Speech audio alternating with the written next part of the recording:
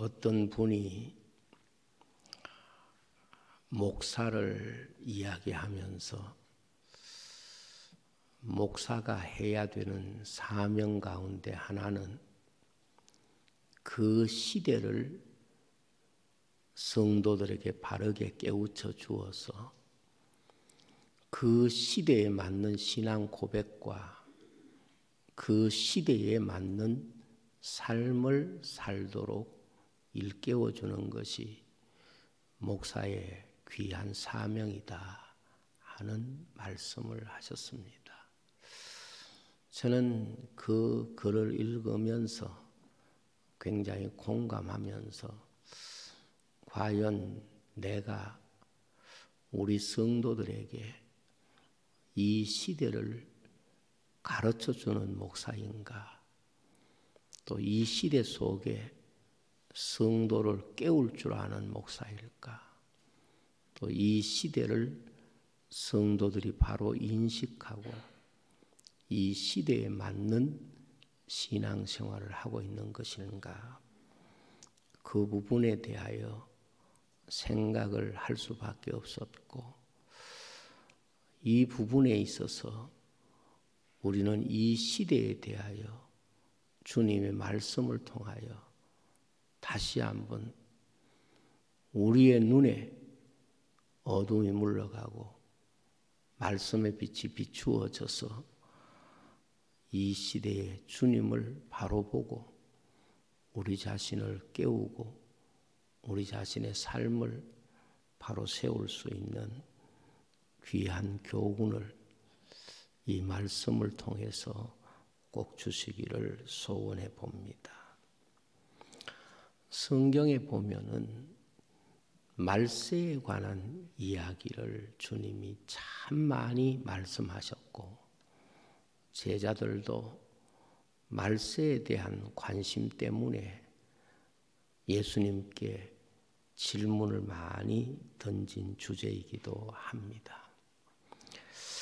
말세에 사람들이 좋아하는 것을 주님께서 말씀하신 것을 보면 선악과와 너무도 흡사하다 하는 것을 느낄 수가 있습니다.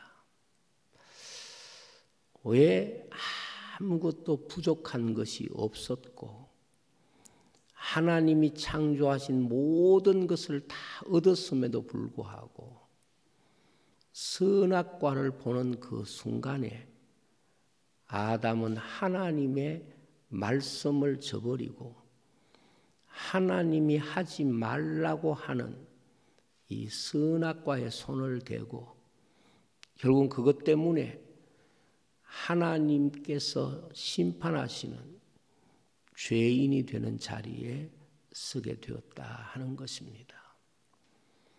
도대체 선악과가 얼마나 사람들에게 있어서 매혹적이면 아무것도 부족한 것이 없는 아직까지 죄를 짓지 아니한 우리 인생까지도 넘어지게 하고 미혹할 수 있을까 하는 것입니다. 정말 선악과가 다른 모습으로 우리 사람들에게 보여지고 있음이 바로 종말을 살아가는 우리들의 현실이라고 말할 수 있습니다. 창세기 3장 6절에 보면 이렇게 선악과를 말씀하고 있습니다. 여자가 그 나무를 본즉 먹음직하고 보암직하고 지혜롭게 할 만큼 탐스럽기도 한 나무인지라, 이렇게 선악과를 말씀합니다.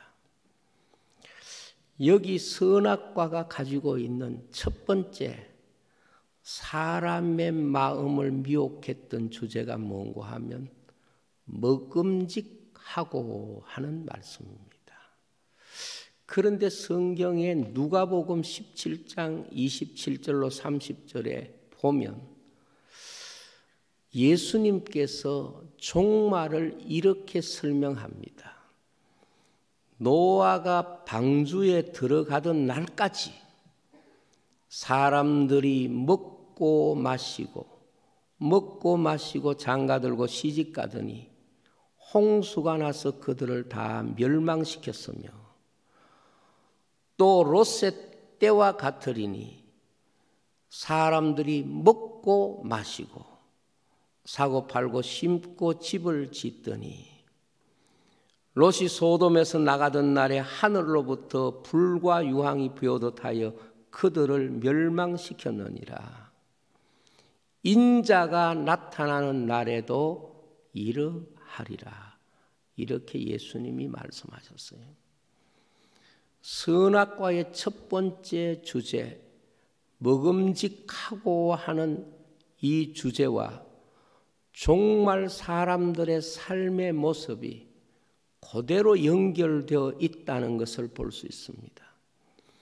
이렇게 살면 하나님의 심판을 받는다고 말씀하셨음에도 불구하고 사람들은 그것에 대하여 집착하고 살게 될 것이고 그것 때문에 심판을 받는다고 하는 선악과의 첫 번째 주제와 종말을 주님은 연결시켜서 말씀하신 것처럼 너무도 분명한 연결고리를 가지고 있습니다.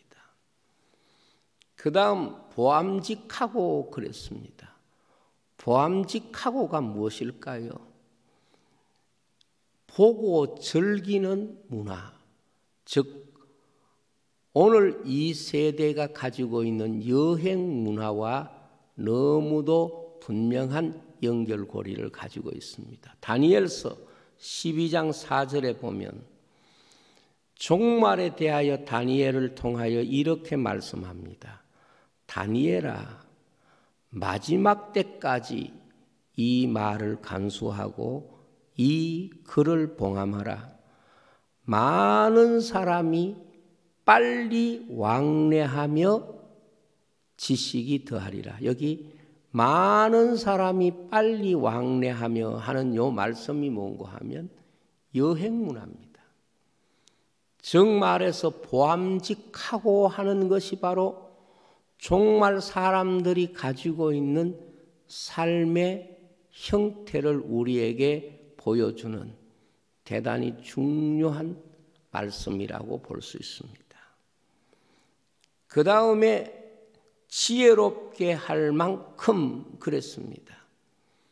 지혜롭게 할 만큼 하는 이 말이 어떤 뜻인고 하면 3장 5절에 그 말씀이 나와 있습니다. 그것을 먹는 날에는 너희 눈이 밝아져 하나님과 같이 되어 선악을 알 줄 하나님이 아심이라 그랬습니다. 무슨 뜻입니까? 사람이 어느 정도 지식을 가지게 되는고 하면 하나님 같이 될 만큼 지식을 가지는 시대가 된다는 것을 말씀하는 것입니다. 그래서 다니엘서 12장 4절에 보면 지식이 더하리라 하는 것이 종말의 현상으로 조금 전에 제가 여러분에게 읽어드렸습니다. 그 다음에 탐스럽기도 한 나무라고 말씀합니다. 즉 욕심을 이루는 그런 도구가 바로 이 세대가 가지고 있는 문화입니다. 과거에는 사실 사람이 먹고 사는 것에 대하여 관심을 가졌고 그것이 대부분 사람들이 가지고 있는 삶의 형태라고 본다면 지금 이 세대를 보면 삶이 욕심의 도구가 되어 있다는 것을 알 수가 있습니다. 갈라디아서 5장 16절에 보면 내가 이르노니 너희는 성령을 따라 행하라. 그리하면 육체의 욕심을 이루지 아니하리라. 이렇게 말씀을 했습니다. 정말해서 우리가 이 세대를 하나님께서 주신 성령의 감동을 받아 살면 육체의 욕심을 따라서 우리의 삶을 사는 삶에서 자신을 지킬 수 있다는 것을 말씀하고 있습니다. 선악과의 반대가 무엇입니까?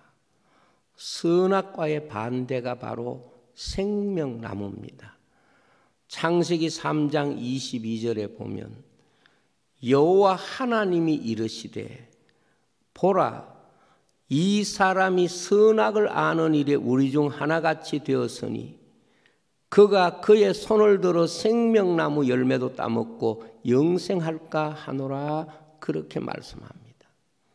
그러니까 에덴 동산에 있었던 선악과와 반대되는 개념으로 하나님이 주신 나무가 생명나무인데 인생은 하나님이 그들에게 먹으라고 한 생명나무 실과를 먼저 먹지 않고 하나님이 먹지 말라고 하는 선악과의 열매를 먹음으로 죽음에 이르게 되고 심판에 이르게 됩니다. 그래서 인간에게 있어서 죄가 어디에서 시작이 되는고 하면 창세기 3장 17절에 19절에 보면 선악과를 따 먹는 순간부터 인간은 하나님 앞에 범죄하고 죄인이 되는 것입니다.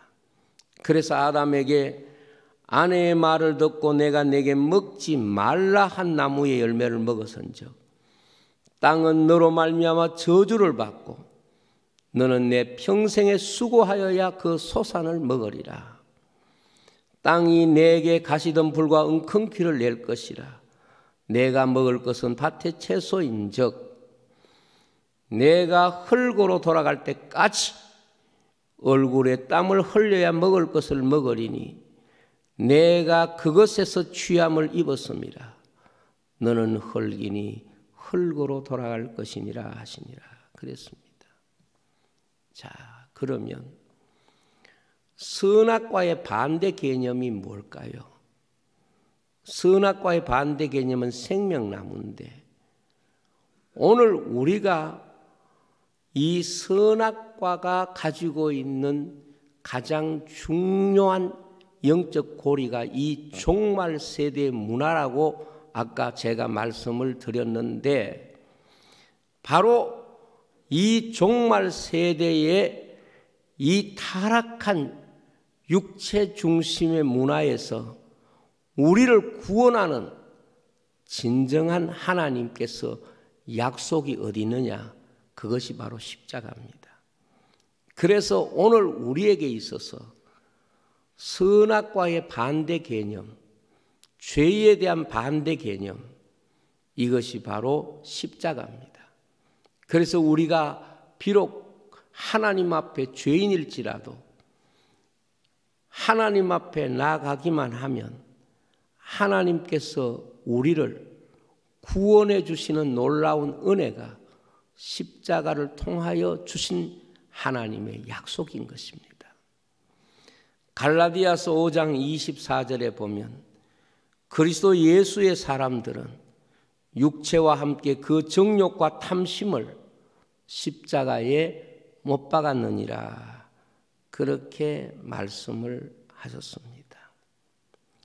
자, 이제 말씀으로 들어갑니다. 성경을 보면 말세 사람들의 모습 가운데 특별히 강조되고 있는 부분이 뭔가 하면 다니엘서의 말씀과 같이 사람들이 빨리 왕래할 것이다 하는 말씀은 여행 문화가 발달하게 될 것을 우리에게 보여줍니다. 사실 우리 시대 이전까지는 사람들이 여행할 수 있다는 것은 자기 생활 환경을 벗어나기가 아주 어려웠고 정말 그것을 벗어날 수 있었다고 하더라도 그것은 그야말로 고행의 시간이고 고행의 걸음을 걸어야 했기 때문에 진정으로 여행이 주는 즐거움을 누리기보다는 고난의 시간이었다고 볼 수가 있습니다. 그런데 지금 우리는 빨리 왕래한다 하는 이 말씀이 얼마나 피부에 와닿는 시대를 살아갑니까? 인류 세계에서 우리 세대 이전에는 누구도 상상할 수 없었던 이런 일들이 우리에게 일어나고 있습니다. 우리 교회의 엘림하우스에 선교사님들이 자가격리를 하기 위하여 계속해서 있습니다. 어제까지는 우리 전영상 선교사님이 2주간 자가격리를 마쳤고, 또 어제부터는 2주간 동안 인도네시아에 있는 김오연 선교사님이 또 들어와서 자가격리에 들어갔습니다. 과거 같으면 상상할 수 없는 일들이 우리의 삶 속에서 이루어지고 있는 것입니다. 10가정 이상의 많은 선교사님들이 우리 교회의 시설을 이용해서 자가격리의 기회를 가졌었습니다. 브라질에서 오신 분도 있고, 또 저 아프리카에서 오신 분도 있고, 아니면은 동남아 쪽에서 오신 분들도 많이 계시고, 이렇게 과거 같으면 상상할 수 없었던 일들이 성경의 종말이 되면 이루어질 것이라고 했던 그대로 우리의 현실 속에서 이루어지고 있습니다. 또 지식이 많아진다고 말씀하고 있는 것도 마찬가지입니다. 이 정보에 대한 놀라운 그런 획득은 지금 최근에 우리 인생들이 기술의 발달로 인하여 손마다 스마트폰을 가지고 있고, 그래서 어떤 물음이라도 대부분은 거기에서 답을 얻을 수 있을 만큼 사람은 지식에 있어서 헤매이지 않아도 될 만큼 쉽게 얻을 수 있는 기술 체계를 가지고 있습니다. 뿐만 아니고 사람들이 먹고 마시고 그리고 즐기는 이런 문화 속에 살아가고 있습니다. 저는 최근에 전 세계적으로 유행하고 있는 프로그램 가운데 하나는 먹는 프로그램, 요즘 젊은 사람들의 말로 하면 먹방 프로그램이 전 세계적으로 유행을 하고 있습니다. 이 먹방 프로그램이라는 게 다른 게 아니고 음식을 가득히 갖다 놓고 그저 계속 먹는 것만 보여주는 겁니다. 과거에는 어떤 짐승도 그렇게 먹는 것만 계속해서 몇 시간을 보내주는 그런 일들은 없었을 겁니다. 지금 온 세상이 먹고 마시는 것을 날마다 눈으로 보고 그리고 그러한 것들을 흉내내는 이런 문화 속에 살아갑니다. 그렇습니다. 여행을 싫어하는 사람이 있습니까? 세상의 소식과 정보를 알려주는 이런 기술을 싫어하는 사람이 있습니까? 먹고 마시고 사고 파는 것을 싫어하는 사람이 있습니까? 가히 종말의 이 시대를 보면 좋아한다는 것을 넘어서서 이미 정상적인 판단이 불가능한 중독의 수준에 들어와 있습니다. 사람들이 그러한 것을 하지 못하면 마치 삶이 아닌 것처럼 중독의 현상들이 나타나고 있는 것이 오늘 현실입니다. 사실 선악과를 보면 종말의 현실을 그리고 종말의 사람들의 시선과 마음과 그리고 그 삶의 생각을 그대로 가지고 있는 것을 우리에게 보여주고 있다, 그렇게 말할 수 있습니다. 그래서 어떤 이 마케팅을 하는 그 굉장히 중요한 위치에 있는 분이 제게 이런 이야기를 하는 걸 들었습니다. 목사님, 인간에게 가장 위대한 마케팅이 뭔지 아십니까? 뭡니까? 그랬더니 선악과 마케팅이래요. 그래서 제가 선악과 마케팅이 뭐냐 이렇게 물었더니 선악과 마케팅은 그게 필요해서 사는 게 아니고 탐나서 산다는 거예요. 그래서 그것이 정말 내게 요구되어서 가지는 게 아니라 그것이 탐나기 때문에 내가 소유하는 것이고, 그리고 선악과 마케팅의 특징은 그것을 못 가지면 사람이 불행하다고 느끼도록 마케팅을 하는 것이 선악과 마케팅. 그래서 제가 요즘 이 물건을 파는 홈쇼핑 채널을 어쩌다가 보면 그 마케팅을 그대로 사용하고 있다는 걸 느낍니다. 사람들이 내 집에 그게 꼭 필요해서가 아니라 탐심을 부추겨서 어떤 사람은 사놓고 박스도 안 열어본 정도로 탐심 때문에 사는 거예요. 그리고 어떻게 쓰느냐. 그것을 사기는 하는데 그것이 정말 내게 필요해서 그것을 소유하는 것이 아니라 그러한 것을 사지 않으면 마치 내가 불행해질 거라고 생각하기 때문에, 그걸 사야 행복해질 거라고 생각하기 때문에 그것을 사게 되도록 이렇게 만든다는 거죠. 다르게 말하면 육신이 가장 좋아하는 것이 무엇이고 육신이 가장 탐내하는 것이 무엇인가를 보여주는 것이, 이것이 선악과 마케팅이고, 사람은 거기에 한번 중독이 되면 돈이 없더라도 필요가 없더라도 그것을 가지지 않으면 나는 행복하지 못할 것이라고 하는 중독에 빠져서 거기에 손을 대게 되고 거기에 마음 뺏기게 되고 거기에 점점 끌려가게 된다 하는 것입니다. 그렇습니다. 이것을 다르게 표현하면 우리 육신이 가장 좋아하는 일이고 너무도 좋아하기 때문에 이것을 가지고 하나님의 말씀을 대신하는 데까지 나가게 되는 것입니다. 하나님의 말씀을 버리기까지 하는 데까지 나가게 된다 하는 것입니다. 저는 주님이 처음 오셨을 때 주님 오실 길을 예비했던 세례 요한을 보면 광야에서 바로 이러한 것들을 이기는 삶이 무엇인지를 보여주는 삶을 우리에게 설명하고 있다, 그렇게 믿습니다. 예수님을 준비한 사람, 예수님이 세상에 처음 오셨을 때 길이 되신 사람, 그 사람이 바로 세례 요한입니다.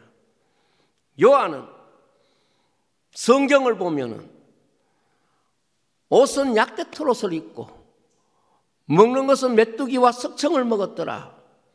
그리고 광야에서 소리를 외쳤다, 그렇게 말씀했습니다. 종말 시대와 세례 요한을 연결해서 보면 종말 시대를 이기는 원리를 우리는 세례 요한을 통하여 분명히 배울 수가 있습니다. 그 세례 요한이 예수님이 오신 길이 된 것처럼 이 종말 시대에 다시 오실 주님을 영접하고 주님을 만날 수 있는 사람이 어떤 사람인가? 세례 요한과 같은 믿음, 세례 요한과 같은 삶의 자세, 그리고 세례 요한과 같은 그런 사명을 우리 마음속에 갖지 않으면 우리는 주님이 우리 가운데 오신다고 하더라도 주님께 대한 관심보다는 오히려 하나님이 우리에게 주신 말씀에 대한 관심보다는 우리의 눈에 보고 우리의 마음에 느끼는 그 현실이 믿음을 대신하고 그 욕심이 우리의 말씀을 대신하는 이런 자리에 나갈 수밖에 없다 하는 것을 우리가 배우게 됩니다. 그래서 요한은 광야에서 외칩니다. 성경은 지상교회를 광야교회라고 말씀하고 있습니다. 사도행전 7장 38절에 보면 시내산에서 말하던 그 천사와 우리 조상들과 함께 광야교회에 있었고 또 살아있는 말씀을 받아 우리에게 주던 자가 이 사람이라 그랬어요. 세례 요한이 광야에서 주님 오실 길이 예비된 것처럼 교회는, 이 지상교회는 광야교회고, 그리고 그 광야교회가 가지고 있었던 가장 놀라운 은혜는 살아있는 하나님의 말씀을 받았습니다. 이렇게 말씀하고 있습니다. 고린도전서 10장 1절에서 4절까지 보면 광야교회에 대해서 이렇게 설명합니다. 형제들아, 나는 너희가 알지 못하기를 원하지 아니하노니 우리 조상들이 다 구름 아래 있고 바다 가운데 지나며 모세에게 속하여 다 구름과 바다에서 세례를 받고 다 같은 신령한 음식을 먹으며 다 같은 신령한 음료를 마셨으니 이는 그들을 따르는 신령한 반석으로부터 마셨음에 그 반석은 곧 그리스도시나 그랬습니다. 여러분, 교회는 이 시대의 광야에 있습니다.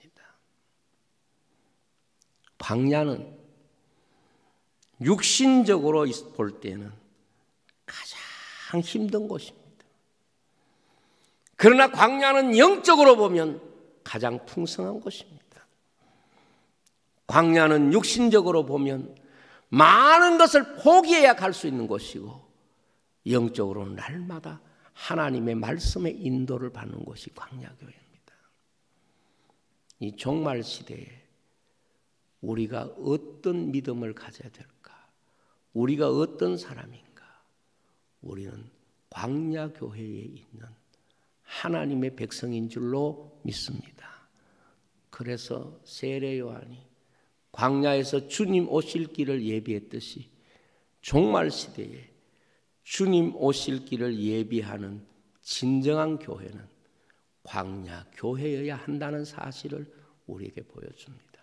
광야 교회는 먹고 마시는 그런 것이 즐거움이 된 교회가 아니라 살아있는 하나님의 말씀을 받고 그 말씀을 따라 순종하면서 나아가는 그것이 광야 교회인 줄로 믿습니다. 광야 교회에서도 세상에서 먹고 마셨던 것을 탐했던 사람들이 많이 있었습니다. 그런 사람들을 하나님께서 버리시면서 성경은 이렇게 말합니다. 탐욕을 가진 사람을 하나님께서 광야에서 버리셨다. 이렇게 말씀합니다. 여러분, 오늘 교회와 성도는 광야 교회를 살아가고 있는 사람입니다. 세상과 다른 것입니다. 이것이 바로 우리 자신의 모습이고 하나님이 우리를 부르신 교회 삼으신 목적인 줄로 믿습니다. 기도하겠습니다. 아버지 하나님, 감사합니다. 오늘도 저들에게 귀한 말씀을 주셔서 이 말씀을 따라 우리의 삶을 세울 수 있도록 은혜를 더하여 주옵소서. 예수님 이름으로 기도하옵나이다.